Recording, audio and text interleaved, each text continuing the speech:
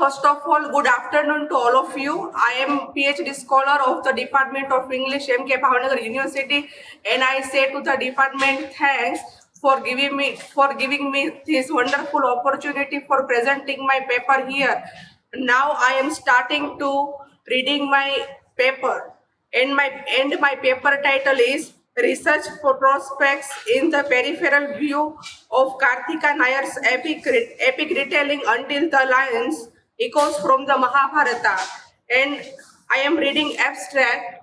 Indian culture is based on two epics, the Ramayana and the Mahabharata. Every Hindu knows about these two epics. Other religion people too. There is not any Hindu house which does not know and follow the rituals which discussed in these two epics. The present generation takes interest to read retellings of Indian myths which were written by the contemporary Indian English writers, especially Indian female, likes to read retellings of myths which written by Indian women writers. Its reason is that it gives voice to marginalized women of the Indian myths. Female compares their unspeakable voice with the voice of marginalized women of the Indian myths, which discussed by Indian women writers through the retellings. This paper discusses the research prospects of one of the well-known epic retelling of Mahabharata myth, Until the Lions. It is an experimental retelling of the epic Mahabharata. Karthika Nayar writes poetry in the voices of those whose narratives remained untold. Through this epic, Nayar attempts to conduct an inquiry of power through the eyes of those who don't possess it. Most often, the women of the Mahabharata, the story of women we don't hear as much about, who were either eugolized too much or were peripheral characters in the story, or were powerless queens. Queen Satyavati, Yuyutsu's mother, Dushala.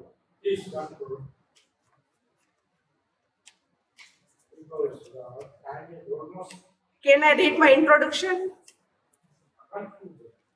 Conclusion. The epic Until the Lions is very interesting epic to do research work in variety of prospects. Nowadays, literary research work is not limited to only qualitative method but quantitative method also applicable, which discussed here. The mixed method of the research gives uniqueness to the research work in literary field. The epic Until the Lions is a tremendous source to do qualitative research because it deals with the major linguistic and literary theories. If the researcher thinks to do something interesting, then the researcher must apply mixed method of the research which deals with the views of the people of India. Here, the researcher avoided to discuss theory of feminism because the whole text of the epic is the mirror of feminism, so it is indirectly interwoven in this whole paper which deals with feminist retelling of myth. Thank you.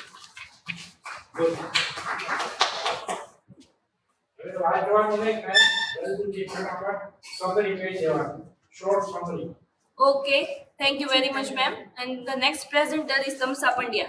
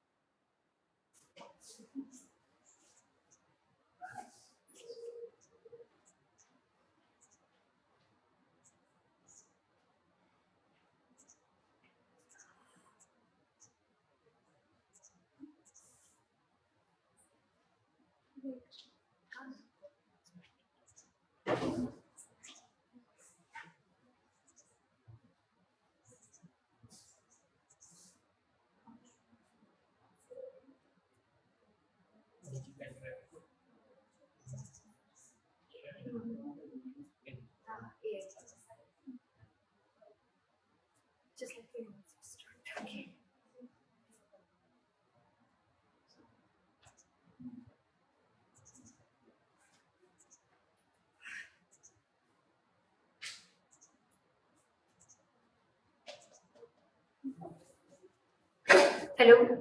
So very good afternoon to everyone. AI, which is very much known word right now, and we are going through with too much conflicts with AI in literature and all.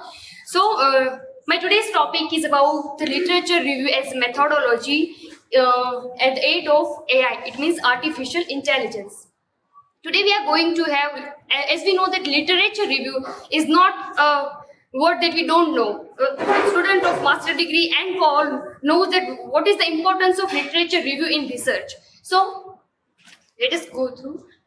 So first of all, what is literature review? And here I'm going to little definition about the AI, artificial intelligence. So the purpose of literature review is to gain understanding of the existing research and debates relevant to particular topic or area of study, and to present that knowledge in the form of written report. And okay, not going too much. AI, artificial intelligence, provides a computer program the ability to think and learn on its own.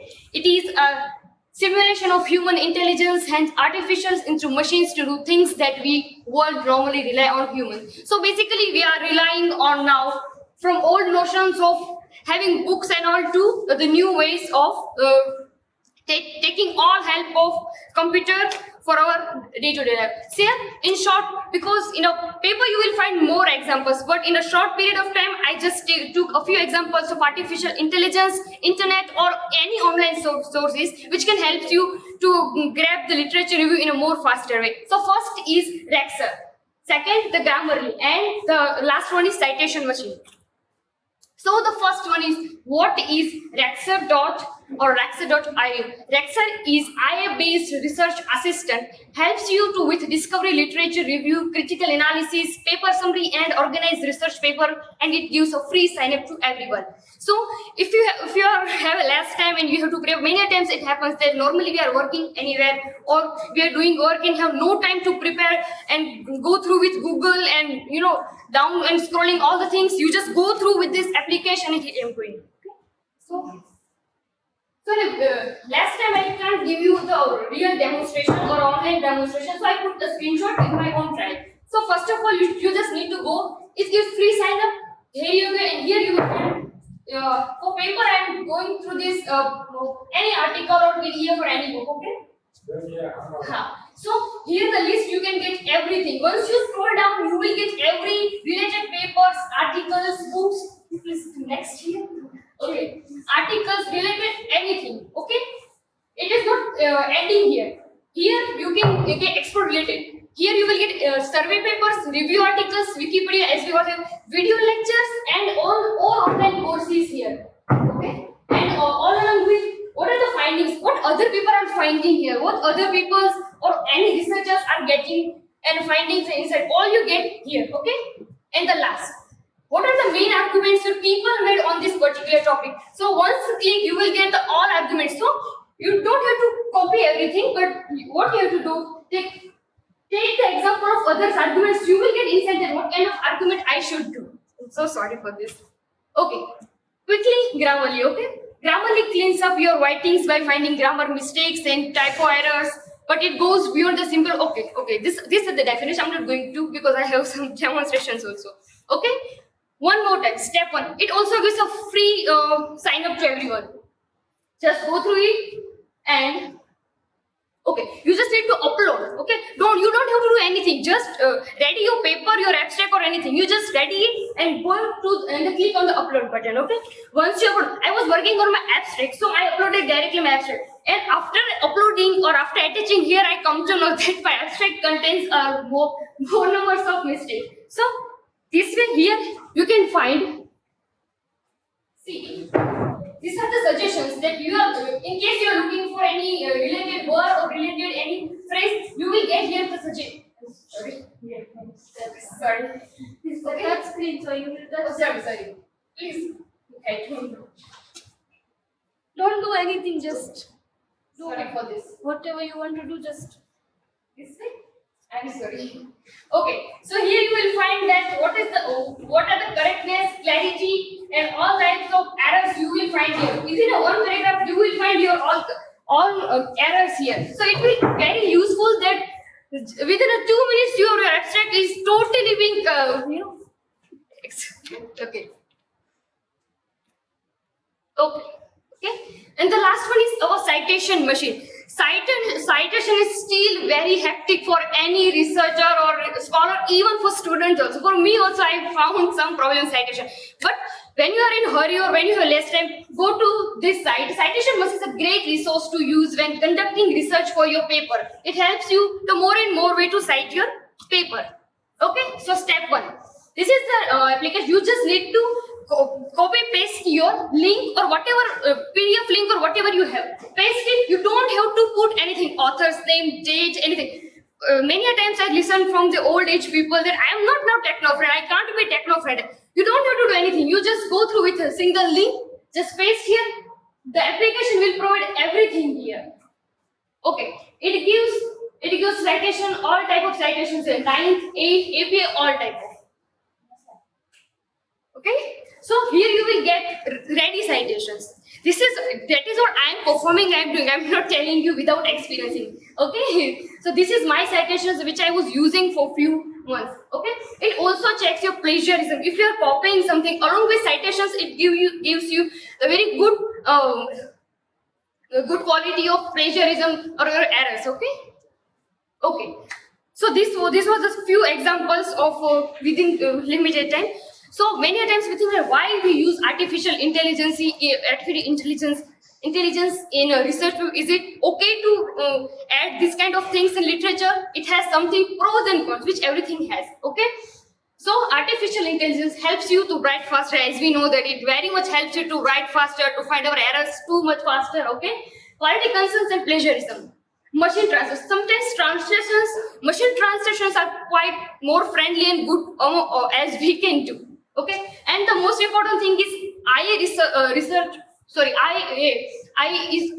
available 24/7. You don't need to message, text your teachers, and you to call your teachers. Okay, it will help 24/7. Self-help assistant. You learn, you teach also, you learn also. Okay, your data is sometimes secure. Sometimes it's happened that your data is sometimes hacked by but you need to use authentic sources. Why not? It also has cons. So it has lack of understanding of human complexity and emotions. AI, internet, or robots don't have emotions, and no imagination at all. Okay? Unemployment, as we know, they're not going to more deeper. Also, it requires high cost. You have to it requires limitations of my research. You will find n numbers of online softwares and applications to complete your work more faster, but this is just an example which I prefer according to self trials and Google ratings. Okay, so you can go with this. As we can go through with more AI softwares, but due to limitations of time, we conclude with few examples as we know.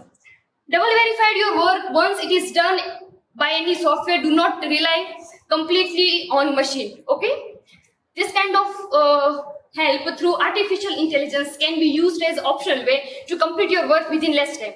Make sure that you would go through with the authentic way for more accurate results. So here is the work cited, and this was it. Thank you.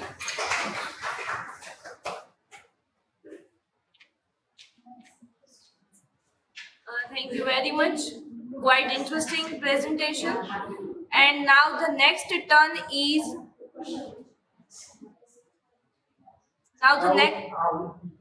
yes, Madam Ahuti Dhandukia, please come on the stage. I can't explain by sitting one place.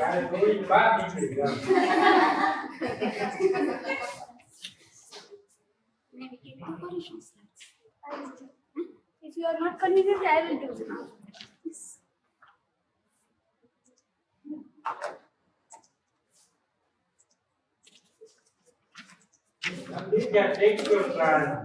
Yes, sir. Next.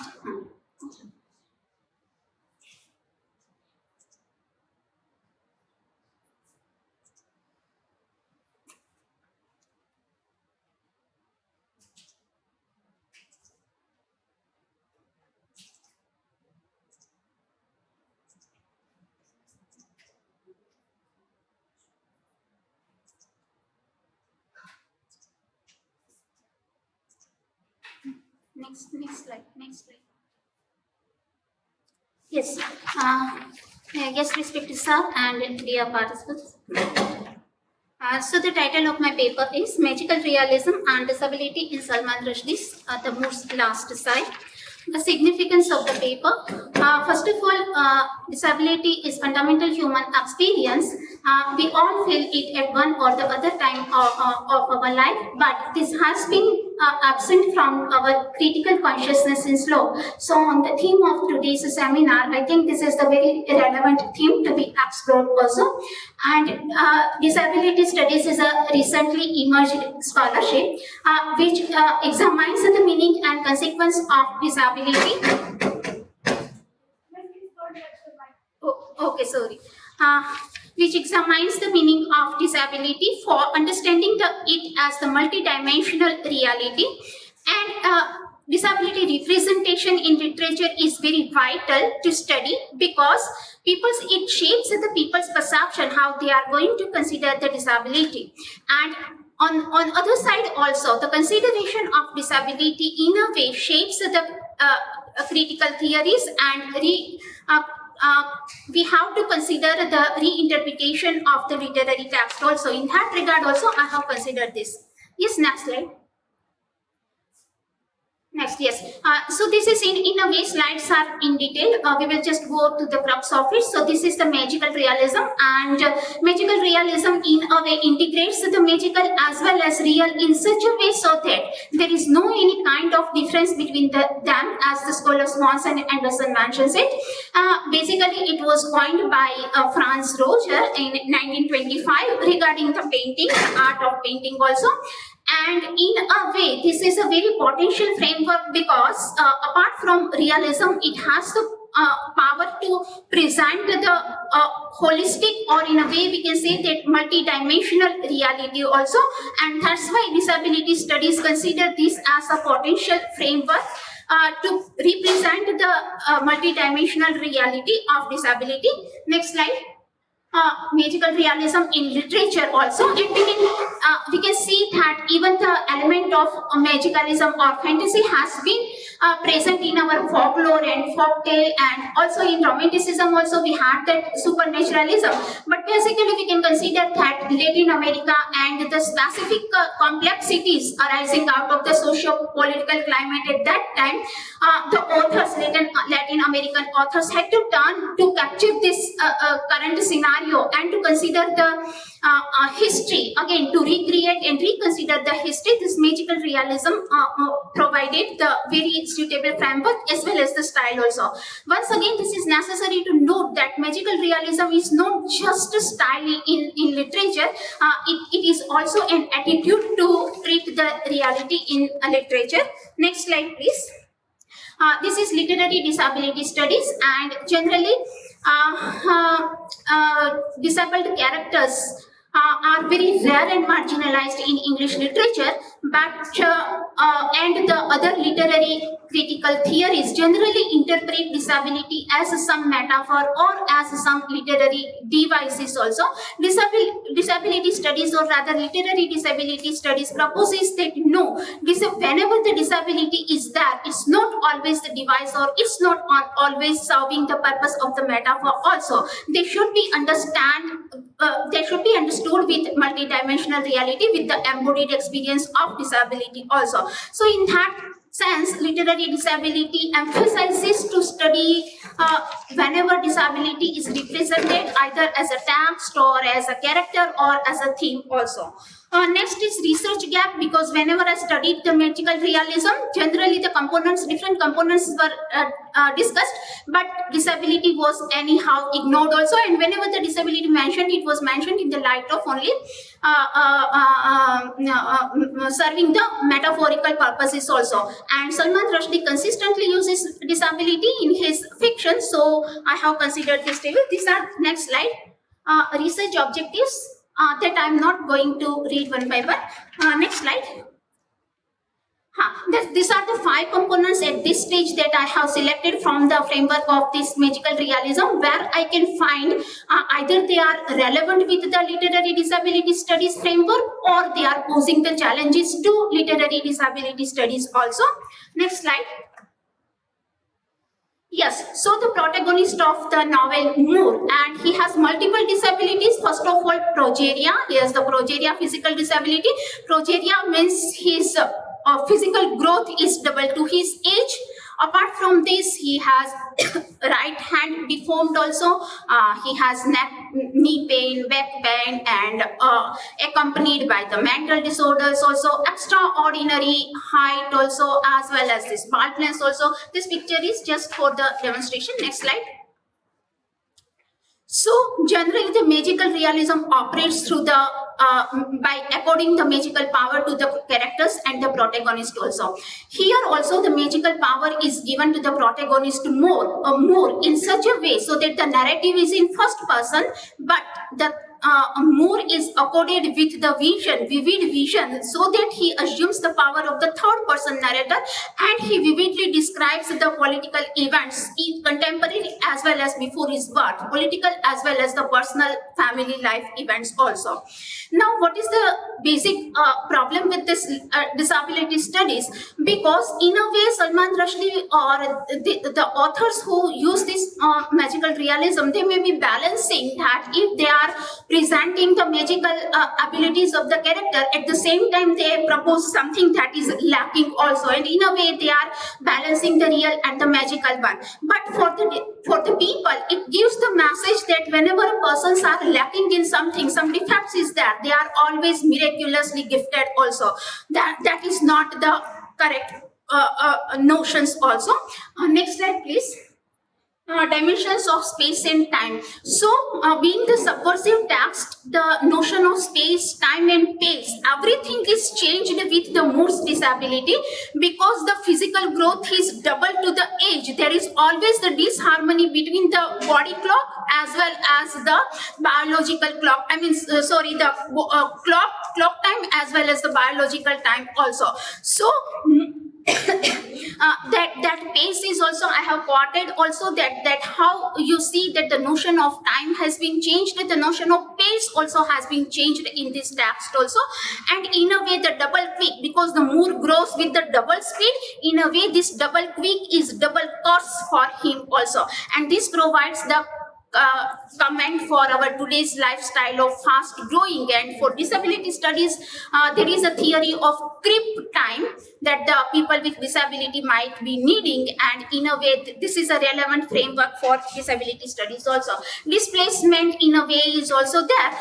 Novel presents a lots of displacement of the character, and for the persons with disabilities, many displacement are very debilitating factors. However, the novel does not mention this debilitation in that particular regard. Next slide. Ambiguity of the characters. Okay, the novel with the multitude of the people and places and the profession also poses the ambiguity of the identity also. First of all, Moore is crossbreed. Moore himself calls him a crossbreed fellow person, and his maternal side is that of from the Portuguese, and illegitimate also Portuguese, and from paternal side it is Cochin Jew, and they are also the descendant of the Moorish Sultan also. So first of all, this cross racial identity crisis is also there. Secondly, this is further heightened by this dilemma of being young or old. Means, should I follow my body clock, or should I follow the physical time also? So at the age of at the age of 36, he seems to be 72 years old also. Next slide, please. Reconsidering the history also, just 1 minute. Reconsidering the history also. So this text, magical realist text, also considers the history, and they recreate the history also. This is very important for the disability studies, because as the Benton says that disability was present everywhere, but it has been absent from the histories we write. So there is urgent need of mentioning the history. Next slide. Insubstantial self. This is also Zamora has proposed this notion. Insubstantial self means the characters in a magical realism are lacking the particularity, singularity, and the individuality also. So Moore also emerges as a symbol and generally interpreted as the India's foibles and the flaws after the independence also. But Disability is not a category, it is highly individual experience, physical disability, intensity as per the nature and the type of intensity also. So this insubstantial self poses the challenges to literary disability studies. Final conclusion. Okay, so this is as a framework, magical realism is very potential for disability studies also. You see, it is at the same time relevant also because some of the concepts are going relevant in magical realism as well as in disability studies also. But the text of magical realism, their major engagement is with socio-political theme also, and that's why disability is not emerging out as the prominent theme in such text also. So disability, it remains only disability in literature and does not allow the text to become the disability literature also. And finally, I would try to say that even though there was the narrow scope in the Moore's Last Sigh, but Salman Rushdie has presented the embodied experience of disability in this novel, and that is why we can say that disability does not reduce to the level of metaphor or to the level of literary device, at least in this text. Thank you. Next slide. These are the references. Okay, no problem.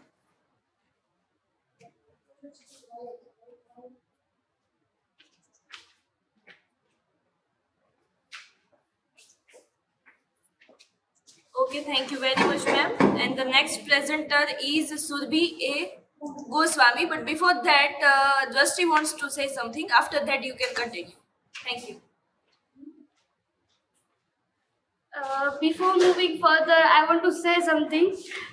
Sorry, ma'am, but તમે અહીંથી જ્યારે સામે જાઓ ને ત્યારે કેમેરો focus ન કરી શકે અને અહીંયા ઊભા રહ્યો ને તો વ્યુઅર્સને આવી રીતે દેખાય, મતલબ કે એમને સ્લાઇડ બી દેખાય અને પેલું તમારું જે ફેસ હોય ને એ બી દેખાય. સો પેલું ચેન્જ થઈ જાય ને, એટલે હું એવું કહેવા માગું છું કે તમે લોકો અહીંયા ઊભા રહીને વ્યવસ્થિત ફ્રેમમાં આપો ને તો રેકોર્ડિંગ વ્યવસ્થિત થાય એમ, અને તો તમને વ્યવસ્થિત તમારું રેકોર્ડિંગ તમે પછી તમને જ્યારે જોતું હોય તો તમને મળી શકે એ રીતે. સો sorry ma'am, but I want to say this thing. Now let's start with this next presentation.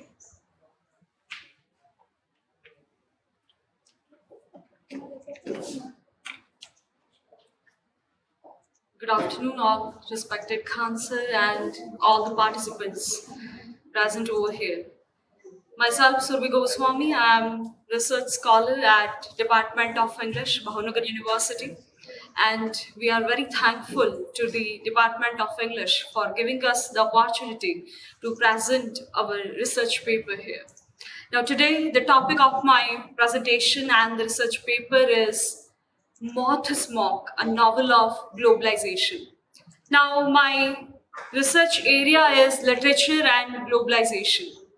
I'm particularly interested in the globalization and how it is affecting South Asian countries. So for that reason, I have taken many South Asian novels and I'm trying to have effect on South Asian countries and how that is affecting all over the people who are living in all these countries. Now, first of all, I would like to start with the term that is globalization. Now, when we talk about the globalization at the time, we can say that globalization is the integration of different economies and different societies. And that is what the intermingling of different culture. And when globalization was first came, it came with the promises of equality and high standard of living for each and every person. And when we talk about that, at that time, first of all, globalization was only working for the economics. When we talk about the globalization at that time, some of the people will say that it is the part of the economy only, but it is not so. When we include other factors at that time, we are knowing that that is also affecting the other factors of the people, that is the lifestyle of the people, the way people are communicating, the way people are living. These all the things are affected by that. Now, globalization has made the world that is the global village, where you can go everywhere very easily, you can communicate with other people very easily. But at the same time, there are many drastic effects of the globalization that you can see in South Asian countries particularly. So here I have taken the novel that is The Moth Smoke, written by Mohsin Hamid. Now, Mohsin Hamid has written many novels. That is, say, for example, The Reluctant Fundamentalist. You might have heard the name of the novel. Then How to Get Filthy Rich in Rising Asia. And another is The Moth Smoke. Now, he is portraying his own experience in all these novels. And when we talk about Moth Smoke, at the time also it is, we can say, the self-experience of the writer that you can see here. So there are the characters. Say, for example, there are the three characters that you can see in this novel. That is Dara Shikho, then Mumtaz, and another is the Aurangzeb, Ozi. Now, when we look at these characters, at that time we can find the historical context of this particular three characters. That is Mumtaz, Aurangzeb, and Dara Shikho. As you know that Shah Jahan, the Mughal emperor, was there, and he was having two sons, that is Aurangzeb and Dara Shikho. At that time, he went to the Sufi Sant and he asked to the Sufi Sant that who will be the son, who will be the king of my empire. At that time, Sufi Sant said that it is, or the name of the son is Dara Shikho, who will be the king of the entire empire. Now, he is, we can say, the staunch Islamist, and he is a kind of emperor who imprisoned his own father. And on the other hand, we are having another son of Shah Jahan, who is Dara Shikho, who is very, we can say, sympathetic person that you can see. Now, same are the characters, and the same name you can find in this novel, that is The Moth Smoke, and the another character is Mumtaz. Now, there are both kinds of effect of globalization that you can see here. Say, for example, positive impact of globalization and the negative impact of globalization that you can see here.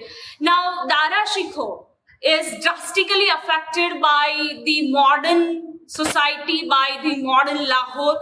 Now, he was not able to study in abroad or in other university in other countries because he was not able to have money and he was from poor family.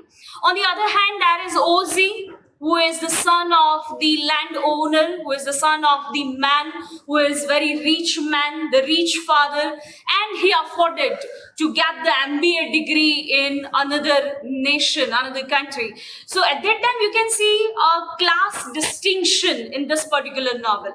So that is also the case that you can see here. Now, Mumtaz and Ozi, they are affected positively just because of the globalization that you can see here. Now, my point is that here we can see post-colonialism. Now, we are talking about the post-colonialism, but here in this novel you can see post-colonialism. It means that earlier we were colonized by a Mughal emperor, right? Earlier Mughal emperors were there. After that, there were Britishers, and now we are having the effect of globalization. So we can say that now we are living in the era which is post-colonialism that you can see in this particular novel. Now, this Dara Shikho, that is the central character protagonist of the novel, he was not able to get the job anywhere in Lahore. Because when other people, the people who have educated in other countries, foreign countries, they are getting job very easily. But he has, we can say, got his degree from Lahore only, and that's why he was not able to get job from anywhere. It means that when you are studying here or in South Asian countries, at that time people are not willing to take as your attendee or employee. So at that time also there is a class distinction that you can find in this particular novel. Now, another point that you can see here, that is what the marriage values. Now, earlier we were having marriage values and we were having a kind of importance of that, but at present there is a kind of, we can say, we are not having values of that, we are dishonoring that, and just because of that, here you can see the affair of Mumtaz and who is the Oj's wife, Aurangzeb's wife and the affair of Oj's wife Mumtaz with Dara Shikoh. Now, that is also, we can say, the marriage values that is getting affected in this particular modern society that you can see here. Now, Aurangzeb, who has killed someone, but he is the rich person. And the other character, the protagonist, he is not a rich person, he is the poor man. And just because of that, he was imprisoned for killing the person who has actually killed by the Ozi, Aurangzeb. So that is also the thing that you can see here in this novel. That is also the, we can say, the fact that we can see here.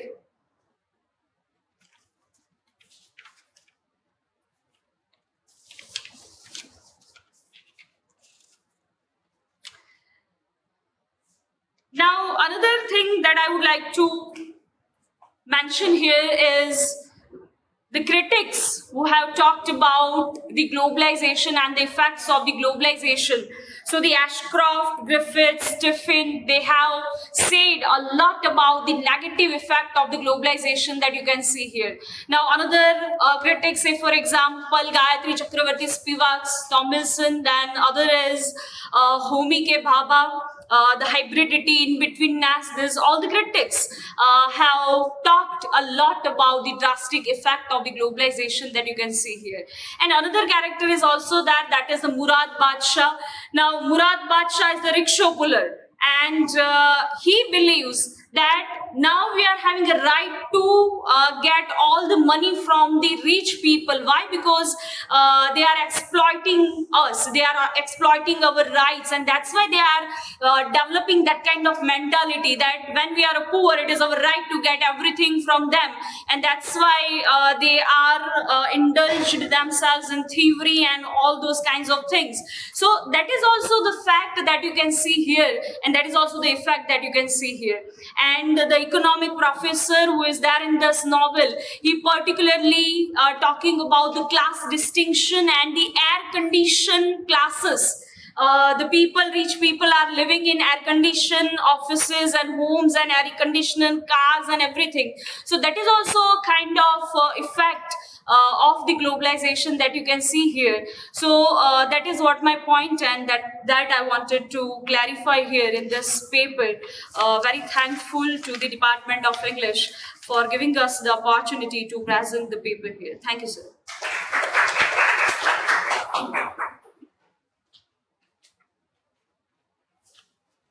Thank you very much, ma'am. And after that, the next presenter is Pandya Mehal Jitendra Bhai. So I would like to invite her.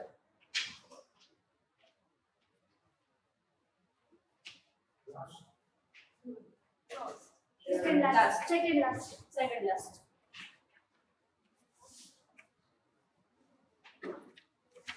First of all, respected sir and all the participants here. Good afternoon to all. And when we talk about two words like value and ethic, in opposed to some way we think that there is some negativity in our society. And when we talk about the society, there is two words which is the main elements like political and social, and also economic. So there is a Victorian age in our English literature, and during the World War, at that time the new literature and the new genre was introduced, and it was a detective fiction. And this time, the World War, it was the golden time for this new literature genre. And there are sub-genre also, and crime fiction is the umbrella term for that. And there is suspense, there are mystery and locked room type of sub-genre of the crime fiction. And one of the most interesting and important genre or sub-genre, we can say that it is the hard-boiled, which was introduced by the Dashiell Hammett, who is the American detective fiction writer. So for him, the Raymond Chandler, who is the another person who write the detective fiction, who say about him that Hammett took murder out of the Venetian walls and dropped it into the alley. So this was the quotation which is taken from the Simple Art of Murder, which is essay collection by the Chandler, and he criticize him, or he talk about him, his opinion for the Dashiell he brought in this essay. So when we talk about culture, then what is the culture study? So when culture study we imply in a crime fiction, there is some kind of things that we have to know or we have to careful about it, that in some cultures about crime fictions like guns, there are guns, and as we know that the Dashiell Hammett is from the America, and there is a culture about the gangster.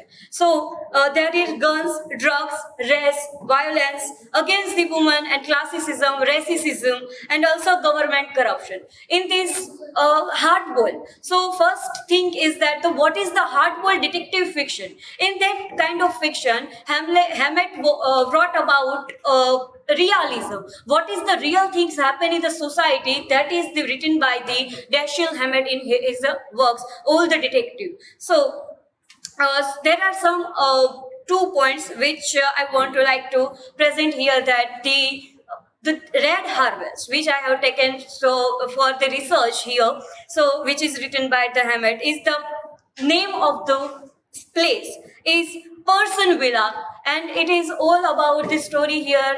Then corruption there is a powerful corruption also there, and economic condition was not well of the America, and because of the crime and because of the all the negativity in the society, that's why the Person Villa is converted into the poison will. So this is the things, and the last quotation which I want to share here about the Cinda Georgie, which given by her, and about the Hammett, is the Hammett's use of Person Villa goes far beyond the usual hard-boiled strategy of using setting as a convenient source of violence and bizarre occurrence. So when we're talking about the detective fiction, there is a crime fiction or crime novels and short stories are many in our literature from the Shakespearean time also. So if we take an example for Hamlet, then there are also crime which is occurred by the Claudius, but we cannot say that the Hamlet is a detective work, because Hamlet is not a detective. There is a crime, but when there is an investigation, there is a detective who find every kind of evidence and every kind of proof to find out who is the murderer, who is the criminal. That is the detective fiction. Thank you so much to all to listen me with a very patience. Thank you.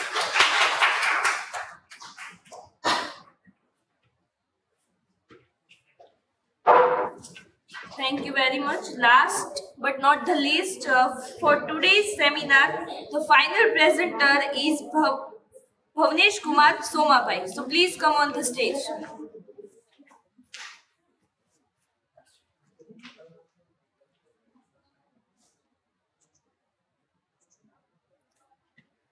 Okay, good morning to all of you, respected Khan sir and all literary folks.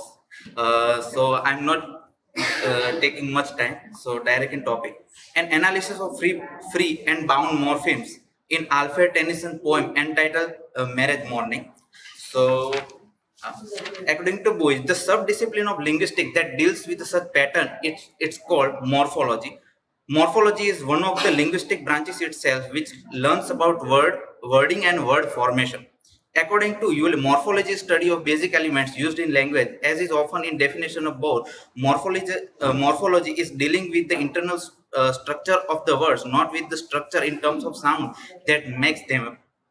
But the structure where form in meaning seem interactually matter. Various discussion about morphology. It can be spent with morphemes is the name of little component that has meaning and grammatical significance. Morpheme is a root of word. It is a word building block. About morpheme, some linguistics have classified some morpheme into two parts: free morphemes and bound morphemes. A morpheme that without it is a relation to another morpheme can be directly used in speech. Free morpheme is independent morpheme which can stand alone without having other morpheme. In that case, example of morphemes are fine, girl, like, etc. etc. Meanwhile, bound morpheme cannot stand alone. They might be connected to other morpheme. Bound morphemes are opposite of free morpheme. The morphemes that cannot stand alone by themselves mean they can't exist independently. Being attached to other morpheme, example of es, ing, ism, un, etc. Here are following words which are combination of both free and bound morphemes. goodness telling, does, cares, lives, and address. Significance of the studies related to why we discuss about morpheme. Studying in morpheme can be helpful to learners in cross-curriculum word study. The study provides insight for future research who are interested in further broadening the scope of linguistic analysis. The research has to objective to know free morpheme and bound morpheme in used in Alfred Tennyson poem entitled Marriage Morning. The method study uses descriptive qualitative method. In descriptive method, the data collected is not a numbers but the form of words such as a sentence and description of something. Source of research is one poem by Alfred Tennyson and entitled Marriage Morning. Uh, According to Miles and Huberman, the data analysis consists of three concurrent flows of activity: data reduction, display data, and conclusion. The first step, the researcher took the collecting data by searching for the poem Alfred Tennyson. After the data collected, the next step is select one poem Alfred Tennyson. The next step is the researcher presents the data by analyzing data that has been found according with the division of the problem. The last step is to make conclusion based on the what researcher has analyzed previously. So I make a table divided in free bound and bound morpheme. Okay. So now I am come to the conclusion. Total number of free bounds are total 137 out of 151 words, and bound morpheme are 14 out of 151 words. Okay. So it can be seen that total number of percentage of free and bound morphemes in Alfred Tennyson poem is free morphemes are 137 or equivalent to 90.72%, while bound morphemes are around 10%. The data shows that there are more free morphemes than bound morphemes in the poem. It shows the most dominant morpheme is the free morpheme in the poem. Therefore, it can be said that free morphemes are more commonly found in Alfred Tennyson poem entitled Marriage Morning. The research can be example of also reference for the student to learn about study of free and bound morphemes. Thank you for your kind patience.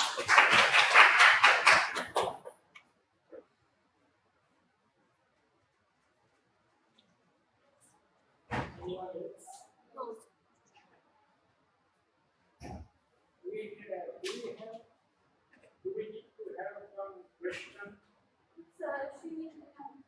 After that, you have to say some words.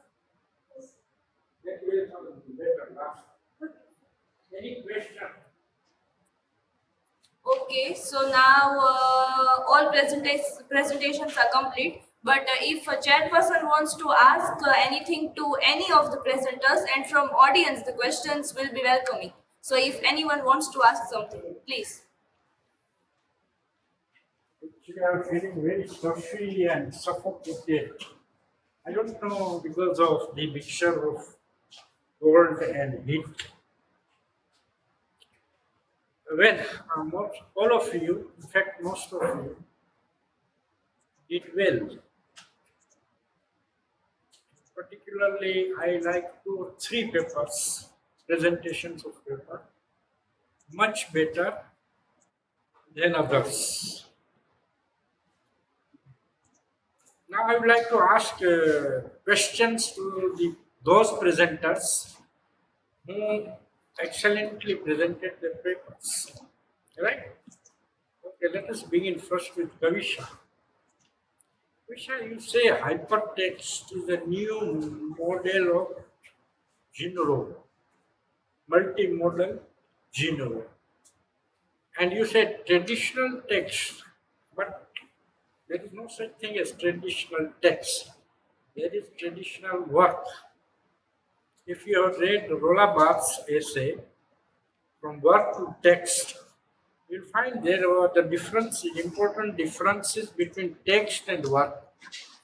Traditionally, we understood work was everything, be all and end all of everything. Then came Derrida, deconstruction, Foucault, Rolle Barthes and others, and they emphasized on text, textuality, intertext, in fact. So, text is not traditional, but it has different forms, like hypertext. Hypertext is a form of text, a narrative. Okay. You did well in presenting links between this traditional work change into text and from text into hypertext. I liked it. So that you have to, note the differences between text and hypertext, if possible. It is important. That was only one thing lacking, otherwise it was very fine. Miss Zandukia, what you did abundantly, wonderfully well. And I was really impressed. The way the focus was kept from beginning until the end. Just one point, sir. This is just a stage of only working paper, and I came to conceive both this notion just with the announcement of this seminar, and I had just 8 to 10 days in hand. This is not a basic baseline of my PhD work. Actually, it is different. But then, how Booth's last sigh is there, so I started considering the magical realism. Still, I admit that I have to consult some sources. Skillfully glued together the link between disability studies and magic realism. It was wonderful. It is the very crux of the novel, core of the novel. Good. Very few researchers have done this kind of work. Surbi also did very well, but due to some limitations, we are not going to, felicitate all of you in the final valedictory session. I'm supposed to know that only 2, but I will ask Dilip Barar sir to at least allow 3 students, which I like the presentation, the way of presentation. And please don't feel let down, downhearted if you are not selected.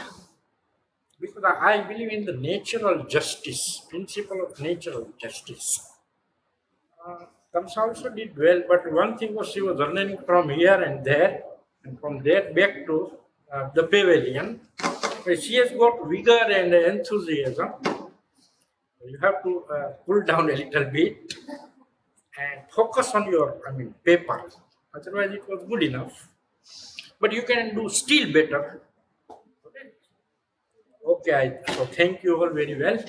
Now is the time to allot them certificates.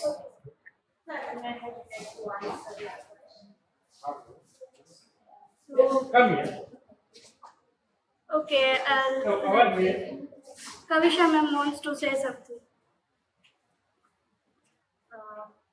Cancer posed a question that we are not supposed to call the print literature as traditional text because the definition of text is already defined by great Roland Barthes and similar critics.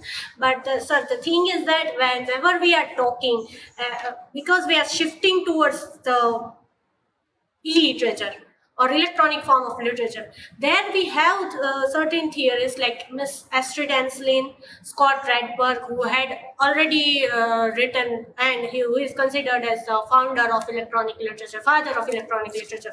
They are calling this print literary text as traditional text, and the texts which are produced electronically, which are circulated electronically, they are calling it as a new form of text. So how this so-called traditional text is converted into hypertext?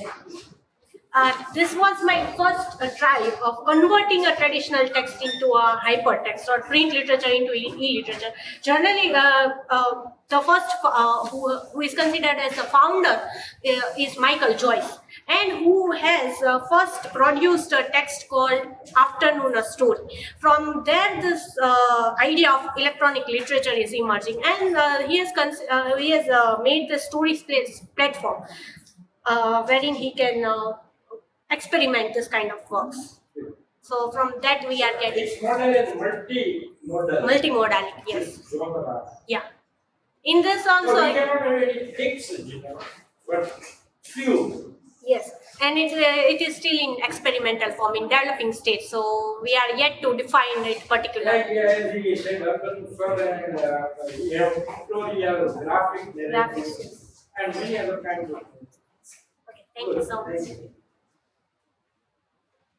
And Kamsa, what is the importance of artificial? What one concept that you have to give to all of us here?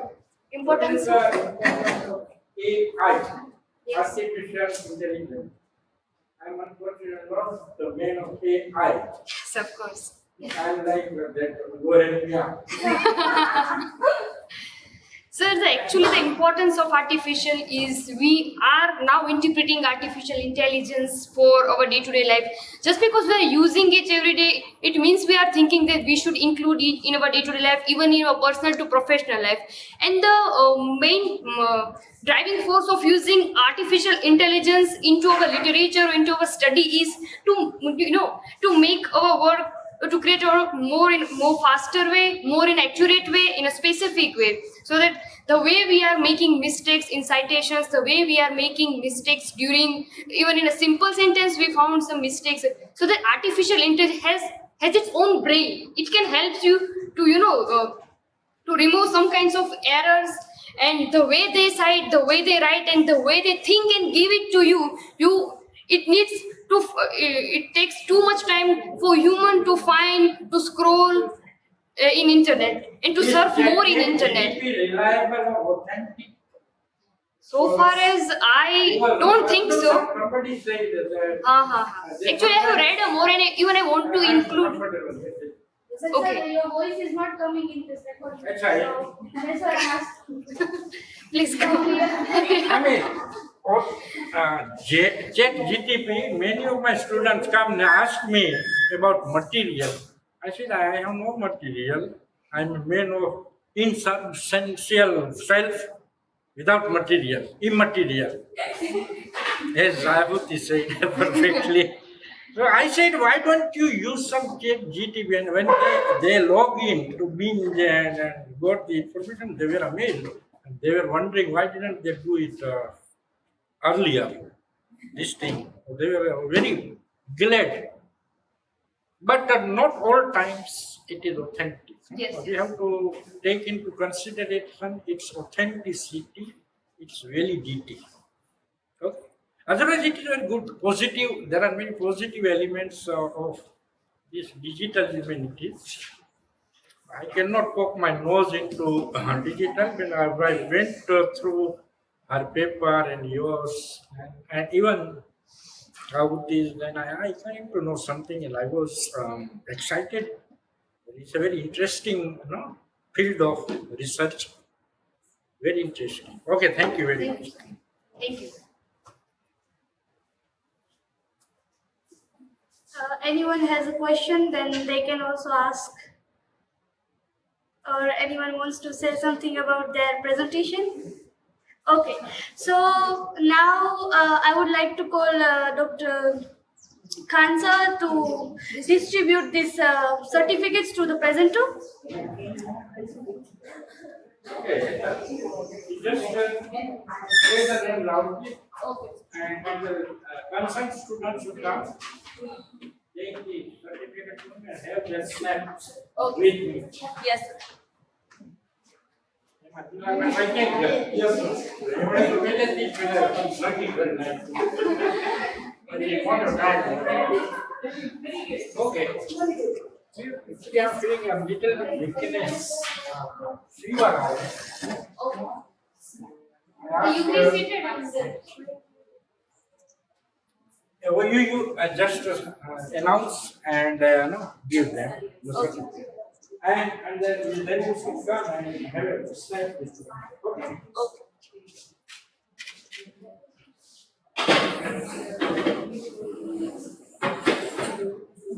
Yes. Yes. So, if you are convenient, then you can go there and give some. Okay, here. So let me do so. Okay. So we come in this so So you will take snaps in this way. So you have to.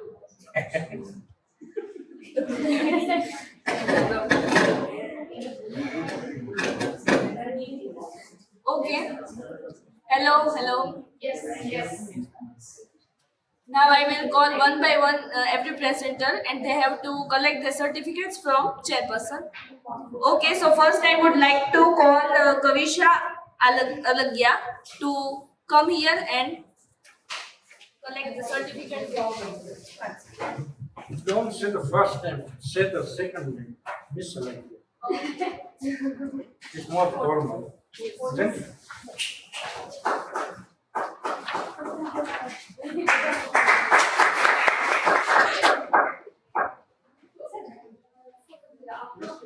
Riddhi, क्या चुपी रही? Put it in white mode. Turn the camera this way. Okay. White. Yeah. So they both can be recorded. Yeah. Mr. Sharks. Mr. Ronak.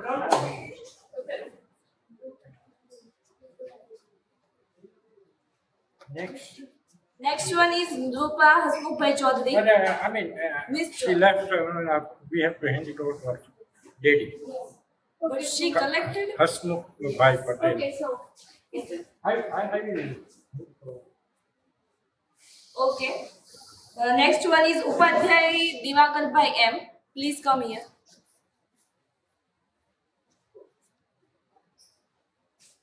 Thanks.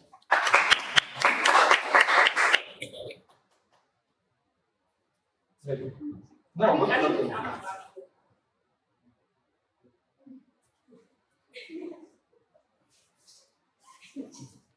What are the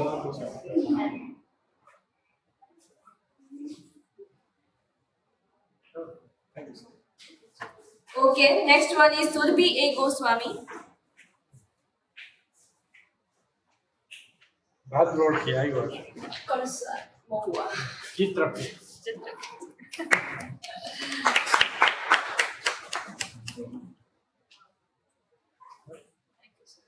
Okay, is Chaiti Thakur present? No? She left. She also left? Okay. Okay, then Pandya Mehal Jitendra Bhai. Please come. I want to make one observation. You said there is no detective crime element in Hamlet, but there is 14 brass and There is a two trend, but there characters. is not a 14 detective. brass and Rosen Both are Chris. different of the Hamlet. They are killed. There is a crime. But I said that there is a crime, but there is Not by Hamlet. I think it was Hamlet. too.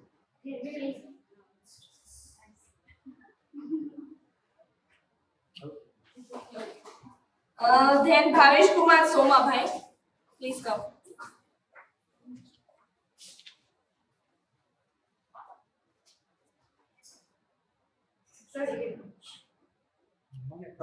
More transmission, vowels and speech.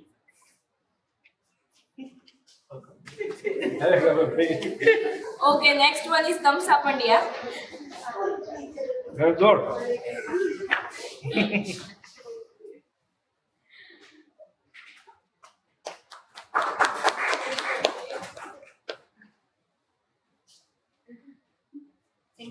Okay, then Ahuti Ma'am D. Dhantukia. Please come.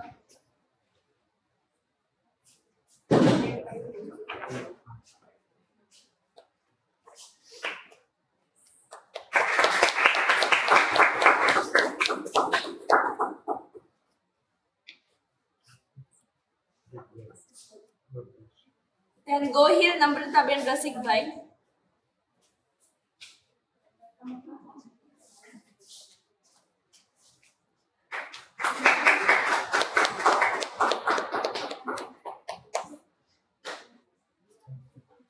Next one is Asmita B. Patel. Please come.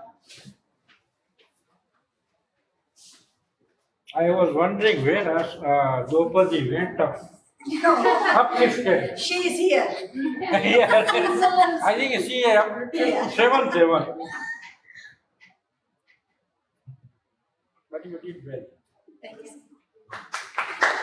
Okay, next one is Amena Rangwala. Please come.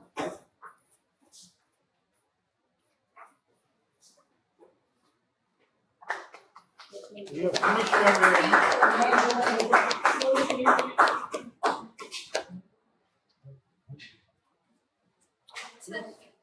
finished your Hello, I'm here. Okay, Chaiti Thakur. Still.